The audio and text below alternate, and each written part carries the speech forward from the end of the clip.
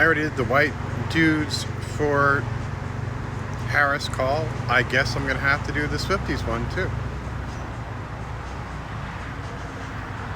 Beyonce and Taylor Swift and Dolly Parton. Let's get a little Billie Eilish and everyone else involved. Let's bring the sisterhood together to support the change we desire, the change from oppression, the change from misogyny, the change from hate and vengeance. That's all that's being offered by the Republican Party. They're offering control. They want to control women. In my state, 8 to 17-year-old girls are forced to carry their pregnancies because, well, there's no abortion after 6 weeks and there's no exception for rape or incest. That's a GOP policy.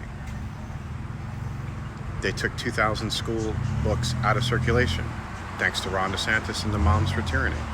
Ron DeSantis took 260,000 people off of Medicaid last year. There was money allocated by the federal government to increase the number of people on Medicaid, but he thought it was a good idea to get rid of Medicaid. And then on top of that, there was federal money, $250 million, set aside for Florida children to eat who had free and reduced lunch during the school year, and Ron DeSantis and 14 other governors said no to that money too. What's your alternative? Someone who's going to give tax breaks to the rich, who's going to continue to assault women and little girls, because, you know, Katie Johnson's a real thing, and we should make sure that's also front and center.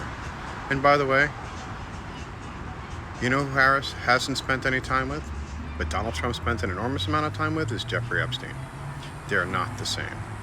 Tim Walz is a decent human being and a teacher who's married to his wife, and their daughter is a social worker.